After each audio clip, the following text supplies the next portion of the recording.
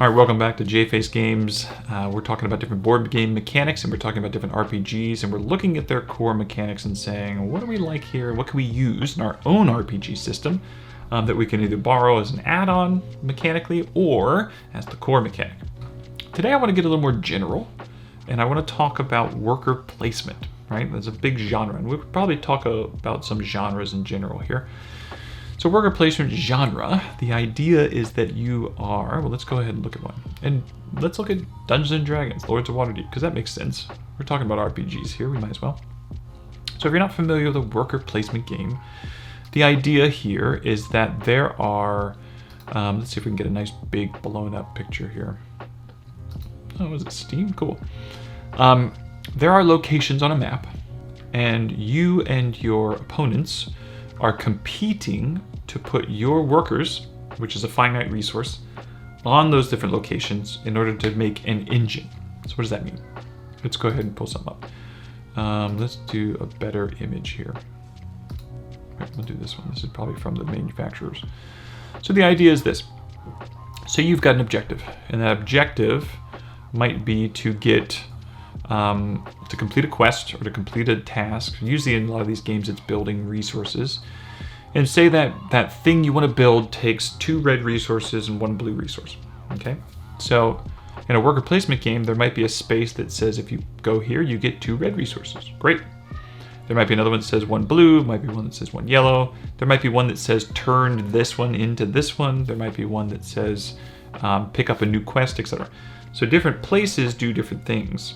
And you have maybe only 3 workers to place out. Now ideally, if you could place them all at the same time, you would just crush, but of course there are other people at the table that don't want you to win, and they're looking at your strategy, so they want to try to place their workers before you can. Okay, so that's the gist of it. It's worker placement, right? You're trying to build an engine out of the resources that you have available based on what locations you can place your meeples, right, your people. Really cool. There's a lot of great games out there, obviously. Lords of Waterdeep is pretty popular, but it's a pretty simplistic concept, worker placement. It has a nice little twist, but there are other worker placements that people really love as well.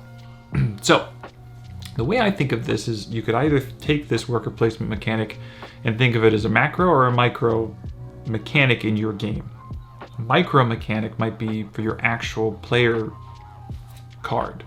So you can make it so that as a worker placement, my character sheet is worker placement. So I only have finite resources, but I have X amount of powers. And on my turn, I am placing those resources on different powers. And maybe it's different orders. Maybe it's each placement, you get 1 action a turn just to place 1. And so 1 turn I do this, and then 1 turn I do this, and then 1 turn I do this, and then I get to clean them all off. Or I've got 2 actions and I can do 2 of any one on my turn, right? And so therefore I'm limited on my abilities that I can perform based on the meeples that I have. And maybe some locations take 2 meeples, so I have to put 2 points into this one to do this power attack. So that's interesting. You could do it micro, and you can make it so it's resourcey.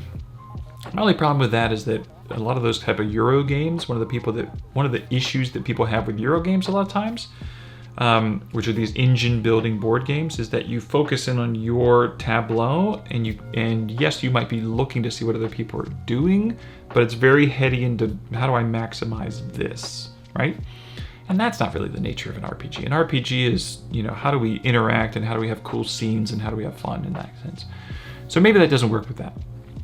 So maybe instead you go macro, and you say, maybe the combat arena, the engagement, the encounter we're in, has a board of sort. And maybe there are very generic concepts on this board. Attacking, defending, taking high ground or advantage, blah, blah, blah. These different locations. And maybe each one of these locations is limited to the number of people that can be put there. And maybe some of them have no limit. Maybe attacking is anyone can place a meeple there no matter what, anytime. But maybe taking advantage or taking environmental advantage, only 1 person can place 1 there. And so now it's a question of when you're taking your turns around, the initiative might really matter now, because the initiative might be more what's an option that I can actually take advantage of. And different environments might have different things. Every encounter the DM might say, look, this is a crazy, labyrinth of stuff. So everyone can take these hide type actions or these cover type actions. So cover is anyone can take cover as an action every turn. But maybe high ground or some sort of advantage isn't an option. And so now it's very interesting. And maybe you have mechanics in the game where now you can bump people from spots, or you can move people from spots, or you can eliminate a spot, or, if there's a dragon fighting, maybe they can just eliminate a whole location or whatever. So it would be very theater of the mind-ish, and that might be really cool, because you could then look at this map and that alone tells you what you're kind of dealing with. You can see all of these, a big, anyone can take 25% cover spot, and a one space you can take 100% cover spot, and then, a bunch of defend I don't know, things of that nature, where you're looking and you're like, oh God, this is going to be a slugfest. This is going to be a, trench warfare from World War I type feeling, because there's a lot of just get a little bit. Whereas other ones, it might feel very open and very, slam into each other. So that might be really interesting. That might be really cool. And so then you have this, you're using worker placement to design what the theme is for your character's action that turn. And then maybe you look at your character to then perform. So if it's aggressive attacking. The only problem with this would be is that I never want to limit players' options, because that's the nature of a RPG anyways, is that it should be very theater of the mind. You can kind of come up with your own idea, and you should be able to kind of feel like you can do whatever you want to do on that turn to a degree. And so you never want to limit a player's options. And so you have to be designed in a way that your character can still do whatever they want to do. But maybe that board in the center is determining how well they can do it. So I can still try and take cover. I can still attack every round. But if I place that meeple in the grand scheme of things, that just means the context and the environment of the combat is allowing me to do it better if I were in that spot versus I were in this spot.